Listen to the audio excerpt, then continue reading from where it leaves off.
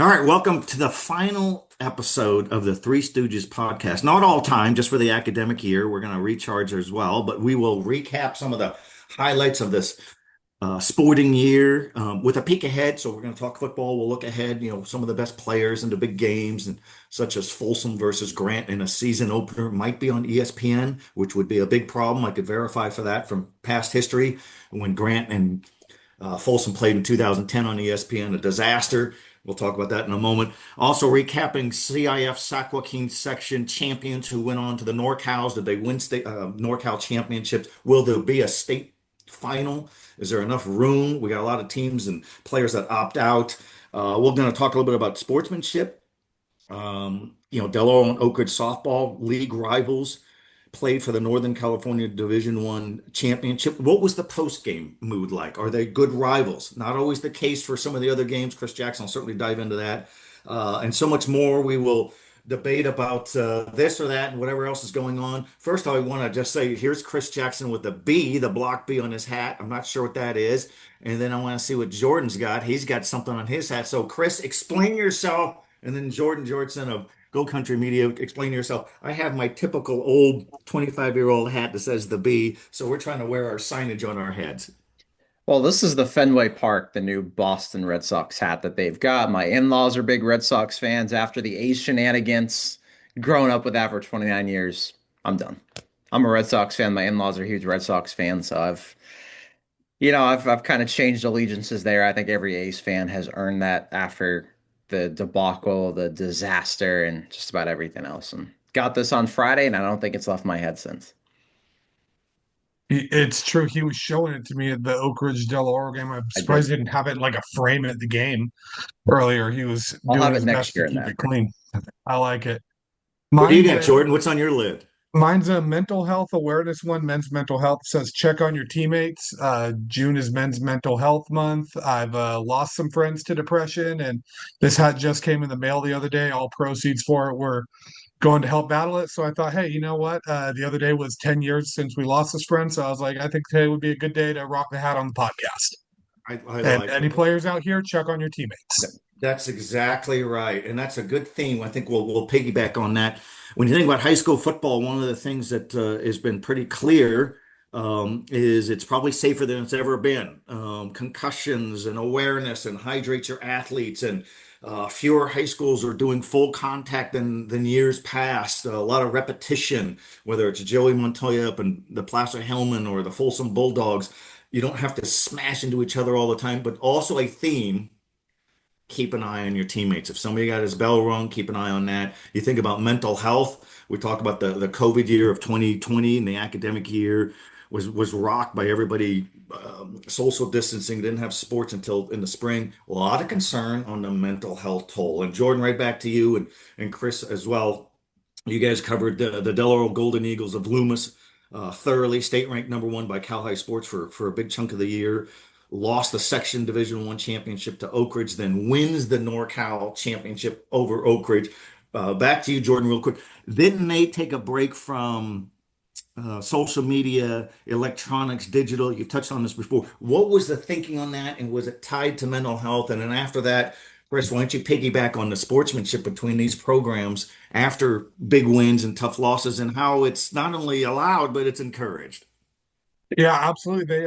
They beginning of the season they did a what they called a digital detox. So for a month they turned in their cell phones or their smartphones, and they replaced them with flip phones where you could still, call your parents, like reach out to the people you need to, but you can't be texting on them. You can't be, going on Instagram or Twitter or whatever you're going on. And their idea of it was basically just we're going to take a detox from social media. When we're on these bus rides to games, we're not going to be glued to our phones and, you know, and there's people that still had like some type of device where they could listen to music on a long bus ride or something like that. But for the most part, the idea was let's be together a little bit more. And I mean, the idea of getting it was program wide too. It went from varsity down to JV. And I don't know if they had a freshman team this year, but I know every level did it. And I mean, the thought of getting uh 45 teenagers to give up their phones for a month is probably easier said than done, but they did it. And I mean, it's clearly paid off. I asked a few players at one of the games after they got the phones back, and they said, a lot of them didn't actually miss their phones that much. They said they were a lot more cohesive this year. The bus rides were more fun. They were talking to each other. They were closer as a unit. Even after the game, head coach Sean Erickson was telling Chris and I how cohesive this team was, and he said the vibe last year was just bad. Like, he couldn't really quite put his finger on it, but he said, what was the exact quote? It was something like, we were divided into A, B, and C, but we were so far apart that we might as well have been A, H, and Z. And I think that's a great way to put it. They missed the postseason entirely, and they come back this year and they won a NorCal title. They definitely prioritize mental health. If you know Coach Sean Erickson, he is probably one of the most positive guys out there. And I mean, even with what they were dealing with this postseason, down to just 9 players, they pulled up a JV player to make it 10, but with the designated player rule that essentially leaves you 0 subs, and that also left them with 0 excuses. And they're coming home with some hardware and have a great case to finish this season state ranked number one. Yeah, unbelievable run to go from 9 players to start this week when you open up with Willow Glen, who was 28-1, to win that game. So then 2 days later, you beat St. Francis from Mountain View, always a powerhouse out of the Central Coast section. They won the first ever NorCal title in 2022. They've made runs in the past. To win that game, hold them right. St. Francis had the bases loaded there in the 7th inning. Del Oro wins that game. Then to face Oak Ridge, another powerhouse with 10 players on your roster, 1 senior. You score 3 runs in the top of the first. The bats got going. You had Kalen Campos, a young star. 3 doubles, just as fast as they come in the section. Michaela Finn's a sophomore pitcher and a superstar in every sense of the word, right? They still had plenty of talent, plenty of great bats, but the numbers, 10 players to do that and make that kind of run and win the biggest Northern California softball title there is, has to be one of the best stories I think any of us have covered at this level. We've seen some great ones, but it's hard to top something like this, where you go from 7 wins a year ago, and where Sean Erickson said they had the A, the H, the Z, they had a right, a left, a center. And to go from that to everybody was just super together this year. You had one of their seniors, Delaney Osborne, had a senior trip to Santa Barbara. And as Sean Erickson said, thank God he's a Texas Oil Trust Fund baby, because they helped find a way to get Delaney Osborne back up to NorCal, playing these games and win the NorCal title. And you could see the emotions, the happiness from all the young players. I'm sure they mentioned in interviews with you too, Jordan. They did with me. They were so happy to win it for Delaney and everything she had done. She stepped up as a leader. Abby Davidson was a huge leader all year. She was in Europe on a senior trip. No animosity there at all. In fact, Abby Davidson felt terrible that she had to miss this, but they don't make this run if not for her and for another senior like Delaney Osborne, who stepped up, filled in another senior leadership role. And what a really young team. You've got to think that's going to make a few more runs these next few years to the ultimate glory in one of the just greatest unprecedented stories and runs that you're going to see at this level and quite frankly any level. That's really cool. And then also just touch on Chris Jackson and Georgian, if you will, well, on the sportsmanship. Why is it that we don't have sportsmanship issues with women? We don't see it in volleyball. We don't see it in track and field. I mean, where there's venom towards each other and intensity and coaches bad mouthing players. We see it in baseball. We see it at all levels in baseball. So here we have the girl student athletes who seem to be a bit more mature on this. We don't see heckling and ribbing and taunting and girls basketball. We'll see it from the fans, but not so much. And so after this game, 2 heated rivals, Oak Ridge, which had just beaten Del Oro for a section championship, loses the NorCal championship game in El Dorado Hills. But from what you guys saw, the sportsmanship after the game was championship quality. So kudos to that. That's the way to do it right. It was one of the most, I mean, I won't say bizarre things I've seen, but I mean, one of the most unique things I've seen. I mean, post game, almost every player, I think there was at least one Del Oro and Oak Ridge player giving each other a hug or taking an extra second in that handshake line to, say hi or console a friend. During the game, there was like kind of some dull moments. I think you know how softball dugouts always are like chattering, and Brooklyn Parator was like joking around with some Del Oro players while she was in on the field while the game's going on in between pitches, and they're having a laugh about it.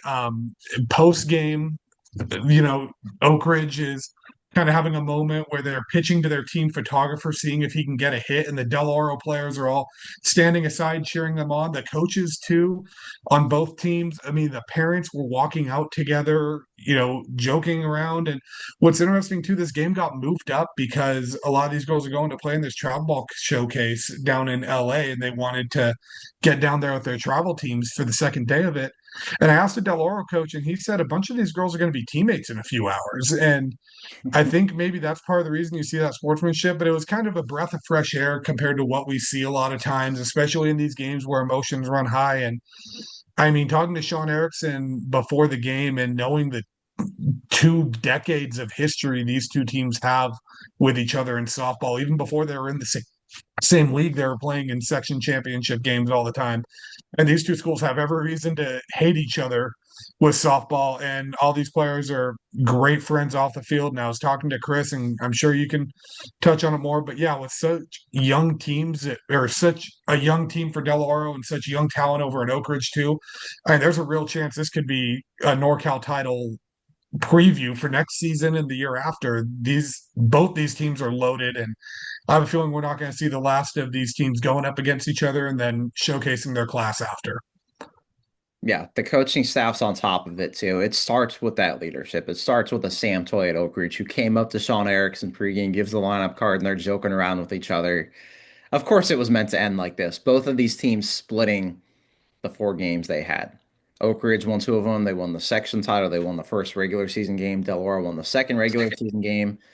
The NorCal D1 title. A lot of respect. A lot of these girls are travel ball teammates. Coaches know each other really well. Parents know each other really well.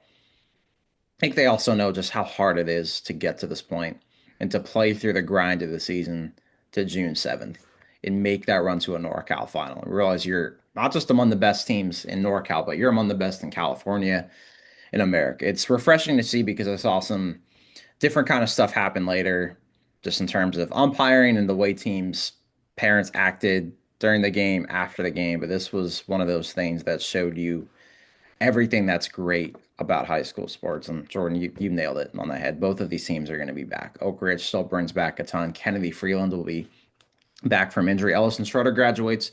Unbelievable pitcher, unbelievable leader. Kennedy Freeland, only 2 years of high school completed so far, a superstar pitcher, and they've got a lot coming back. Brooklyn Parator, whole bunch else. Gemma Allmont, you can go up and down the list for both of these programs. So I wouldn't be shocked if we saw Oak Ridge against Del Oro in a NorCal final again, 12 months from now. That's that's just outstanding. Kudos to sportsmanship. Um, we just applaud that. And back to you, Chris Jackson. The Roseville Tigers were hosting a NorCal baseball championship game in Placer County, Rancho Cotati of the North Bay and Sonoma County. There was some tension there and afterwards. We see that way more in boys sports and male sports and men's sports and all that. Stark contrast on the same day that Oak Ridge and Del Oro showed how to do it right. Yeah, it was odd. It just started off kind of weird too. And some of it, yes, the umpires did make some mistakes. You could see the videos of it, the clips of it. One of the umpires had a unique attitude towards both of these coaches and a player. There was a point, I think, second inning, I want to say, you heard a curse word from one of the dugouts, but it wasn't anything directed at anybody, this or that. The umpire had enough of that. Brings in both head coaches and then kind of cursed up a storm himself, right? So it's kind of hard to tell kids and all that stuff and enforce this kind of stuff if you're going to be cursing like a sailor. So that kind of starts off this whole trajectory of stuff just going wrong. There was Roseville lost this game 2-1. Couple of calls at home plate that maybe they wish went their way. The bottom of the fourth, runner's going to second, leaves a bit early, but then that allows the runner on third is going to go home, right? The runner from third to home is ruled safe at the plate, but the thing is, does he score before the runner going to second, before that guy is tagged? So the home plate umpire rules the guy at home safe, but he was safe at the plate, but the thing was, looking back at my video, the runner going to second was tagged out just before that. So good call on the umpires there. Fifth inning, bases loaded. Controversial balk call You see Kyle Pedersen, the Roseville senior, going home. Rancho Cotati pitcher, it looks like a balk to me if you look at the video, but still, one call is not going to make or break a game. A 2-1 ball game, Rancho Cotati still wins this game, but there was a lot of emotions based off this. There was a coach that got ejected throughout this game, not a head coach or anything, but then post game, you see some coaches getting into it at midfield after the handshake line and right after a NorCal championship. You see that. I see a parent yelling at Rancho Cotati players in the outfield. They didn't deserve this. They didn't earn this as they're just taking pictures. It's not on the kids there. They won a title fair and square. And if you're playing June 7th baseball, that's something you should be celebrating too. It sucks that there's a missed call. It sucks that there is some stuff from umpires you'd rather not see. And unfortunately, sometimes we see just some people act up a little too much. And I will say that their base umpire probably should not have cursed like that, cursed up kind of a storm to make a point, right? Especially if you're telling people not to curse. That's like a parent telling kids don't curse, but then you can't stop saying the F bomb or whatever other words it is. But Roseville still made it to a NorCal final, one run away. They won their first section title in 10 years. That's a lot to celebrate. And you got to commend Rancho Cotati as well. They were a 15 seed in the North Coast Section Division II playoffs. Road Warriors make a run, win a NorCal title. 24 hours before this, they went down to Carmel to play a noon game on Friday. Win that game, they drive back up to Sonoma County, right? That's no short drive from Carmel. Next day, they drive 2 hours to Roseville, 100-degree heat, win this game on the road. You got to commend them too. It's unfortunate to see coaches get into it, an umpire kind of saying things he shouldn't, and a parent or two just yelling and chirping at kids. At that point, I'd rather see you yelling at the umpire post game than yelling at innocent teenagers that are celebrating something that they earned, something that's historic and something they're never going to forget. Let's not ruin the moment for those kids. And in some ways, you could see it at least ruin the moment for 5 seconds because they kind of look at that father and they're like, "What is going on? Like, what are you talking about?" Luckily, I didn't see any of those players chirp back. I think they understood. They still won this and that, but one call doesn't usually make or break a game. There's 7 innings of this ball game. You got to tip your hat to Rancho Cotati, and I think right now Rancho Cotati is probably tipping its hat to Roseville for a heck of a game, a heck of a run, and a game that was decided by a few inches here or there. Well, that's good stuff. And we talk about sportsmanship and the fan behavior. It certainly reminds me of 12 Bridges football, the Raging Rhinos of Lincoln of Placer County, playing in a NorCal game against Wilcox of Santa Clara. Tight game, tight, tough loss for Wilcox. 12 Bridges advances to the state final under Chris Bean, a remarkable coach. And we kind of laughed about some of the lunacy, idiocy, just noise coming from coaches and fans and parents and alumni of Wilcox convinced that the whole thing was rigged and rogue and the referees are behind it and the CIF was behind it and so bad that they were coming up with photos and the assistant coaches or the fathers of key players or referees and umpires and whatever not true. Well, they didn't care that it wasn't true. It was just kind of their rant. So again, we had a terrific sports calendar 2024 to 2025 for the Sac Joaquin section, and the best behaved people were quite often the student athletes. So let's go back to football and we'll kind of do a peek ahead. Rider Lions leads Folsom back to a state championship march. They lose to the Pittsburgh Pirates of the North Coast section in a NorCal championship game. Ryder Lyons will be back. He's a 5-star quarterback, going to be probably everybody's preseason #1 team in Sacramento in the Sac Joaquin section, probably even NorCal. Will open against the Grant Pacers in a season opener, which is fantastic.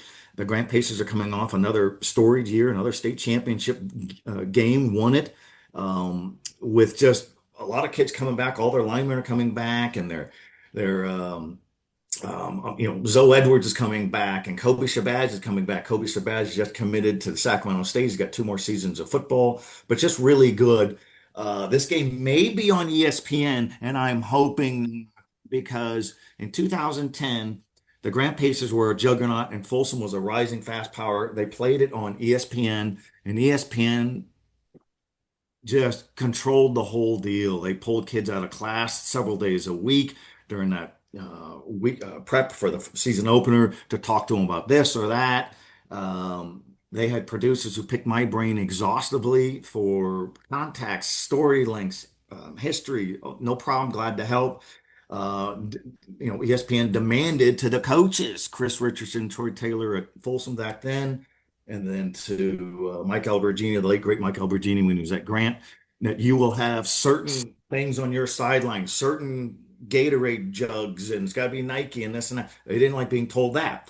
And I did a story saying that these were all the headaches that these coaches had to endure, and they don't want to do it again. It took a lot away. The next day, um, the story's published, it's online, it's in print, and ESPN has an executive who calls my sports editor then, Bill Bradley, who's moved on, and they demanded a retraction and a correction. Well, what was the mistake? Well, you make us look bad. No, you did that all by yourself. Well, we don't pull kids out of class to talk to them. I said, well, the principals of both schools said so. The superintendent of both schools said so. The student athletes said so. So they're lying. Well, maybe. And so they were backpedaling. We don't tell people. And I said, well, what about the $1,500 that was promised to each school? Oh, well, I don't want. I said, both athletic directors, both principals, I caught them. And so there is no correction. They look bad in just kind of their bullying efforts. And with Grant's going to get a new press box at some point. I don't think it's going to be ready for this fall. That's not going to work for ESPN. So they may try to strong arm the Grant Pacers to move that game, and Grant should stay put.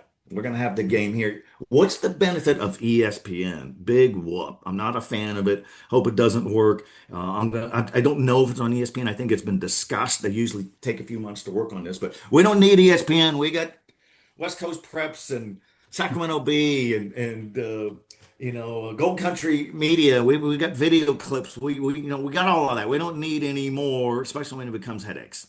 And don't pull There, I the feel kids out better. of That's a class. good rant. Just don't pull the kids out of class. Why can't we do that after practice, right? I'm sure a kid would love to stay after practice to do an ESPN interview. I think their family would be okay with that. I'm sure the coaches would be too. But we can't be pulling kids in and out of class like that to do an ESPN interview. Denying it later.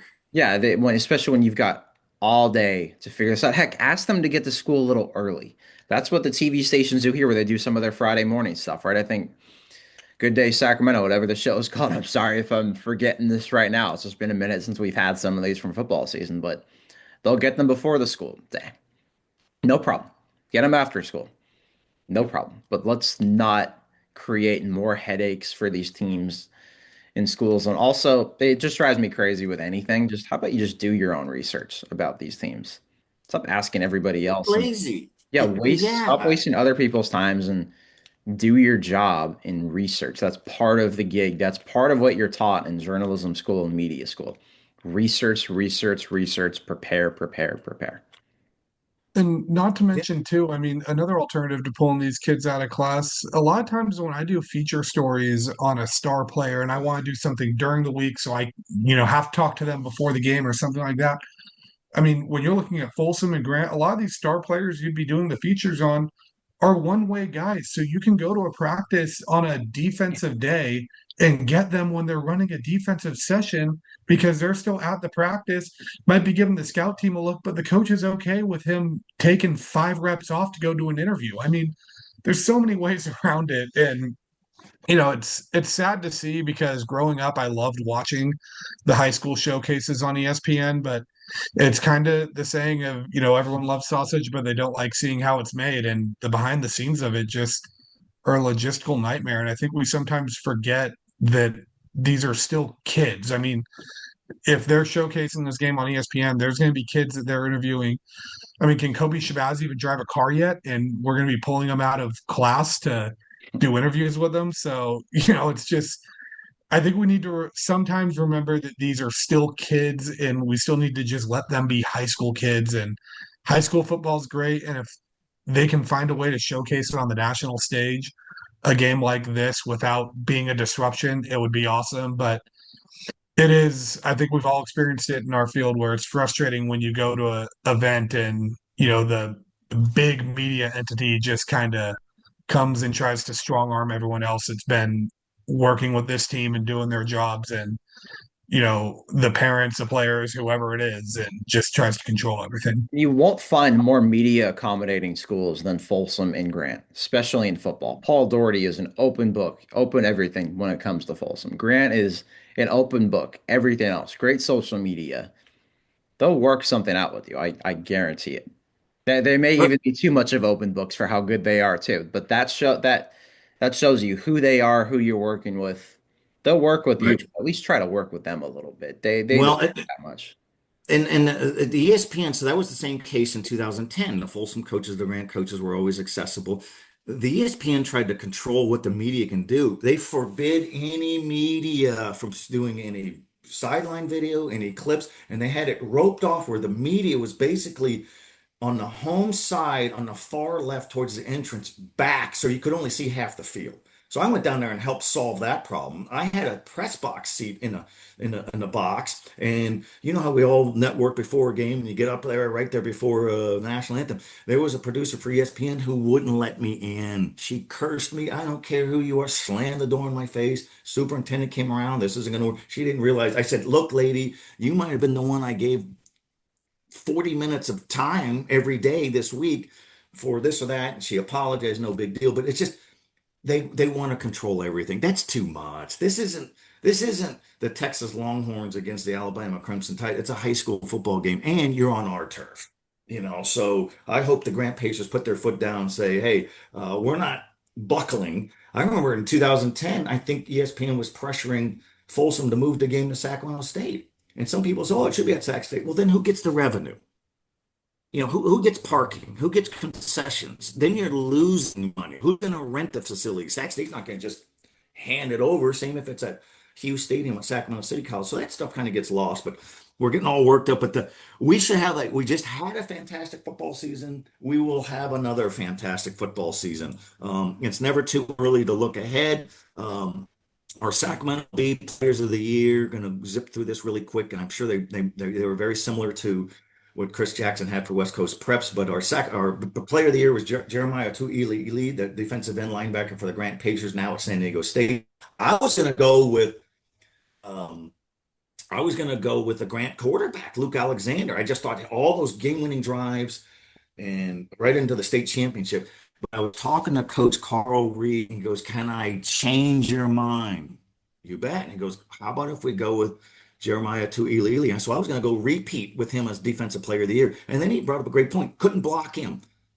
Wreaked havoc. And I said, "You can adjust that." I'm sure, Chris, you've had these kind of discussions too, and you, Jordan, too, when you think of an athlete of the year. We want that input. So we had a defensive player as a player of the year. So that was fun. Our offensive player of the year was Ryder Lyons. Defensive players of the year, Theo Griley of Folsom, Josiah Campbell of Christian Brothers. Large school player of the year, Caleb Edwards of Oak Ridge, now at Alabama.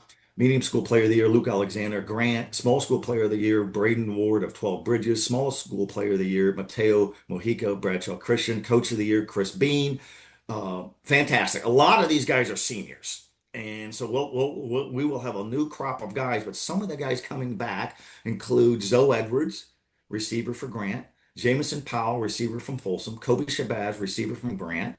Um, let's see, several linemen for Grant and Folsom. Um, who else do we got? Isaiah Enning of Granite Bay, of a linebacker, running back, already committed to Sacramento State, so really cool.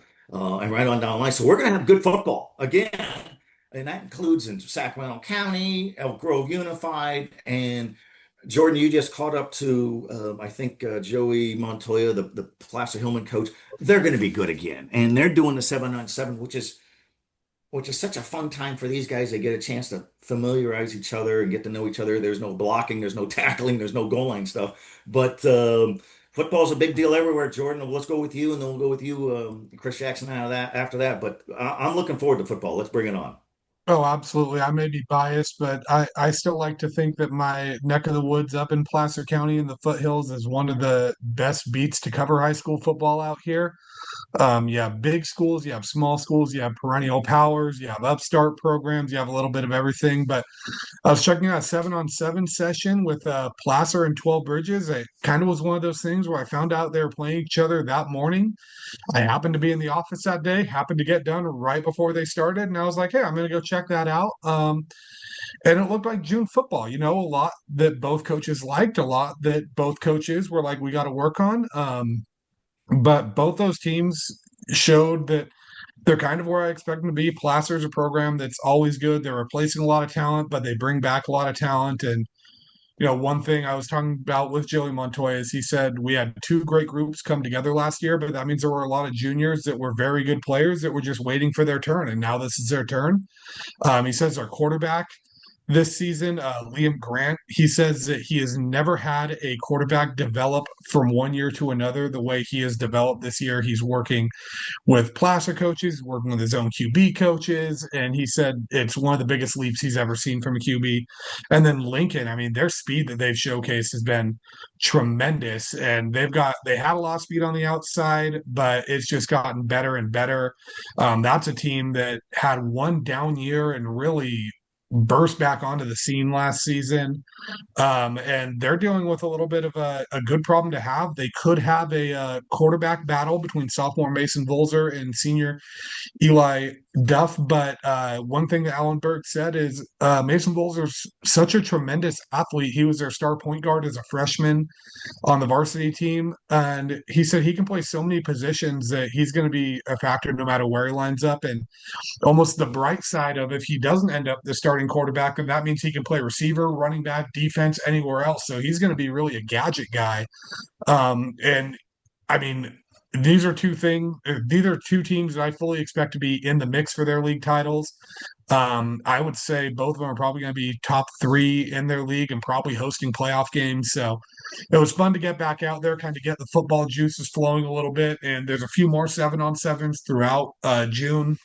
A lot of them go on Wednesdays, so I'm looking forward to checking more out. And Chris, I know we've talked about football stuff already of just what we expect this year to be. And last year was one of the most fun years we've covered, and I think this year has a chance to be just as good, if not better. Yeah, that Foothill Valley League race with 12 Burgess, with Placer, and what Roseville returns. Mason Sosnara at quarterback, JJ Yon, receiver 6'5". They're both dudes in multiple sports, right? JJ Yon, I think, was all Sacramento for us, basketball and football.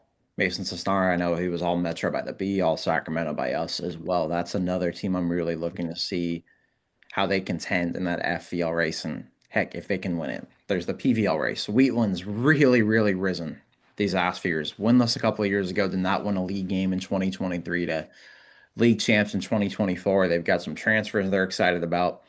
New guys coming up. They've had great youth programs, great youth teams. Sub varsity's done really well. Look over at Sutter. Troy Bowman's a 4-star national prospect in football who's just is not even letting anybody, any kid, any other high school try to move him over from there. That's another team. They've got their quarterback coming back, Braden Scritchfield, as well. There's a lot that you've got to like in the northern part of the section. Go down to the TVL.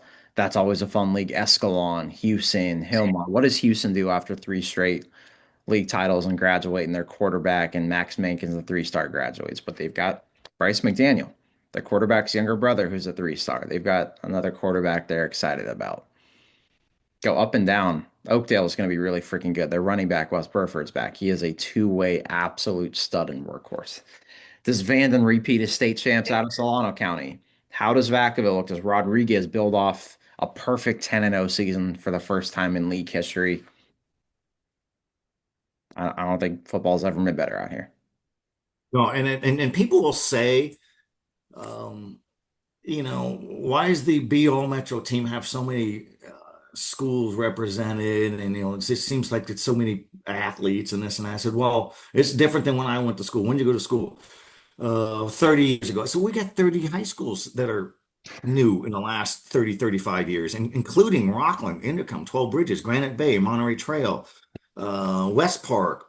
Bradshaw Christian, Union Mine, Pleasant Grove, Liberty Ranch, Woodland Christian, Vista del Lago. Those are just a handful of them. Sheldon, Laguna Creek, Natomas and all that. So with more schools added, it has not watered down the product. It's enhanced the product. Our small schools have never been better, never been more dominant.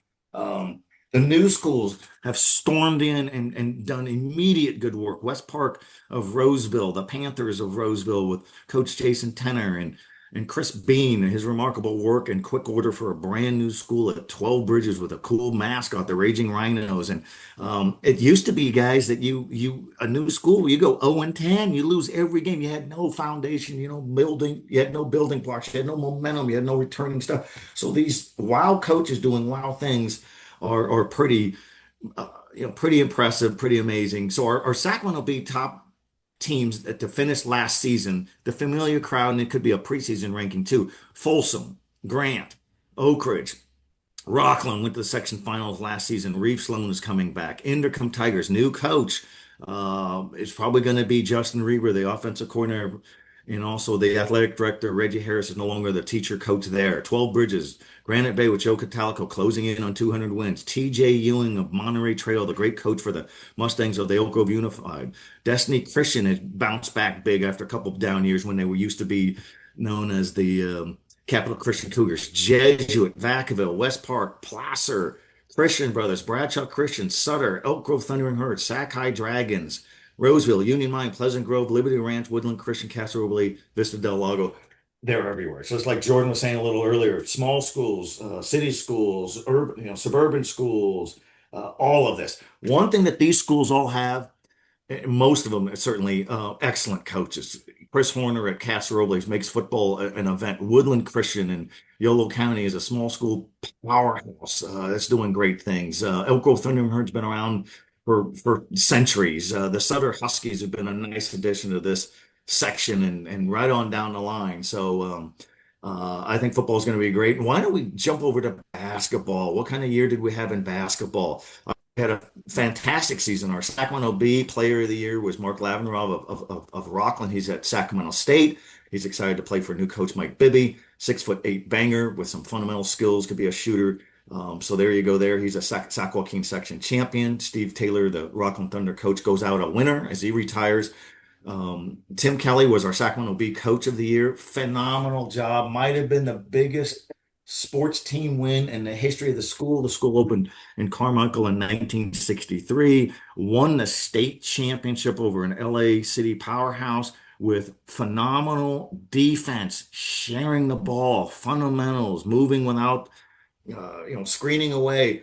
And Coach Kelly said that he said that he said of this team, executing a game plan is these guys' superpower. What a great compliment. Take the lesson plan, absorb it, execute it. And so that was a terrific run for them. And what Folsom did, what Steve Taylor did, Folsom with Mike Wall.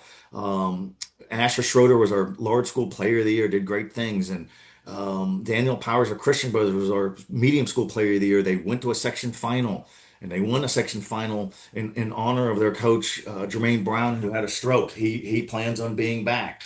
Benny Ambrose of Casa Roble was our Sacramento Bee Small School Player of the Year. The Rams win their first section championship in the history of the school. So right on down the line, the Colfax girls, back to you, Jordan, are an example of what's so good about high school basketball.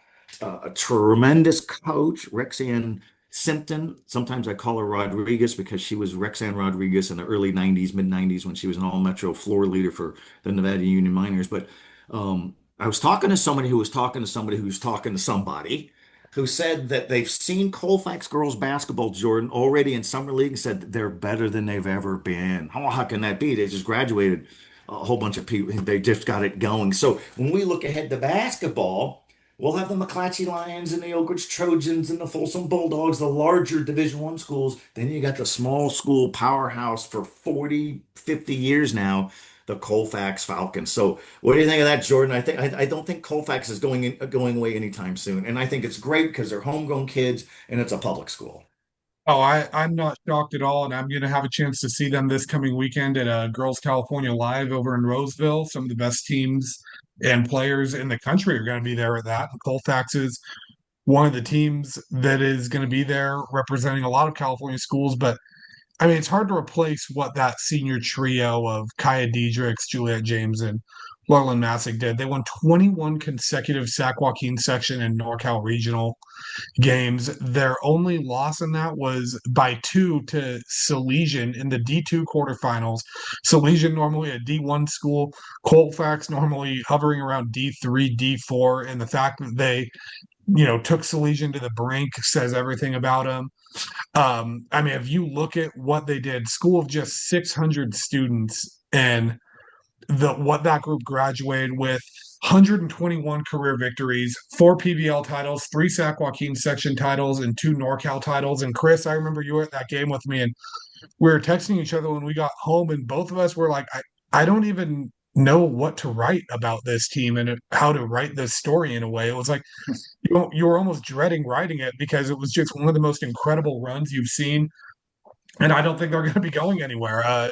Coach Rexan Simpson just finds a way. And I've told people before, I don't think the fall is going to be as big as people think it's going to be after losing them, because when you get a program like she has there, essentially iron sharpens iron. And these girls that are on the bench are all practicing against these all state caliber players. And then when it's their time to shine, they come in and they do exactly what the other players have done. And we've had great basketball in this area outside of Colfax, too. I mean, Placer's been an upstart program. 12 Bridges has had some solid girls and boys teams. Del Oro's girls this last year were very loaded. I think Rockland they're going to maybe take a little bit of a step back losing Steve Taylor and Lavernov and some of that group, but that's a program that I wouldn't be shocked if their fall isn't necessarily as big as people think it's going to be.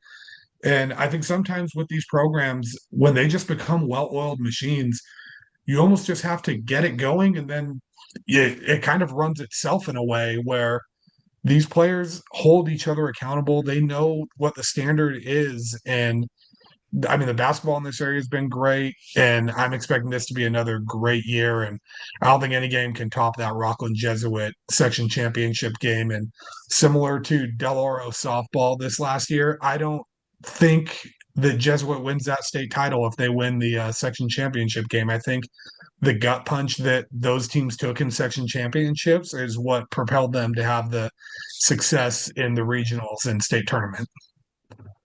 You have to lose to then become a winner. That's where the biggest lessons come. These programs have had it. And back to Colfax girls basketball. How could you not love watching them? They're still going to be a powerhouse. They had the freshman guard Bella Chu, who could hit threes from, heck, Sabrina Ionescu, Caitlin Clark, Steph Curry range. It felt like she is an absolute stud. Maddie Segrist is coming back. If you haven't been up to Colfax either, Jordan, maybe you can shout out that pizza place we went to before that Salesian game. That place is a 10 out of 10. Go to Colfax. Go there before a game. Great brews, great pizza. But Colfax girls basketball is not going anywhere. Del Oro should still be good. I would like to think Grant's going to be tremendous, especially Yeah. Ace Washington, a double-double machine left and right. I'm super excited for all of this. I think this offseason might last a week. And then Liberty Ranch, too. How about Haley Smith has a younger sister who's going to be a freshman, and her shot looks just like Haley's, the form and everything. And what that family's done with the older brother Cody playing Division I football, their parents playing Division I sports, aunts, uncles. Seems like everybody in that family is so. Haley Smith's younger sister, not to put any pressure on her, is probably going to be a recruit too. So there's a lot to like at the bigger schools and at the smaller schools, and I think that's what makes the Sac Joaquin section so special and so unique in this state.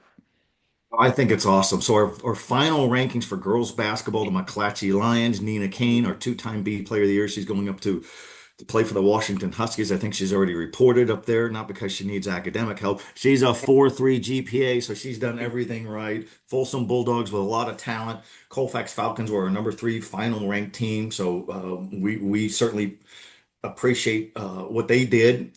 Somebody might say, well, can they beat a Christian Brothers in Oak Ridge? Well, they didn't play them, but they wouldn't be afraid of them. Christian Brothers did finished fourth in our rankings. Steve White's final season as head coach, they were fifth. He won 700 games. He's now an assistant coach with Oak Ridge, no longer a teacher. He just retired from that, no longer athletic director, so stepped down. Antelope, Grant, Vanden, Ponderosa, Del Oro, Whitney, Faith Christian, the small school that couldn't did with Lauren, um, the great, I'm drawing a blank on her Lauren name. Harris.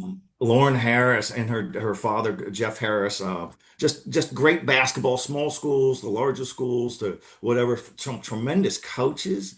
Jeff Oda's a top tier coach. Rexanne Simpkins, we talked about, Shannon Foster, just Josh Williams at Liberty Ranch, Sean Chambers at Antelope, just so many good coaches and good people. And Sidney Gatson of Whitney, Jeff Harris of Faith Christian. The small schools, like our good friend uh, Scott Tedman, the judge at Sacramento Adventist Academy. These schools have never been better. Not, back in the 90s, they used to play on the blacktop.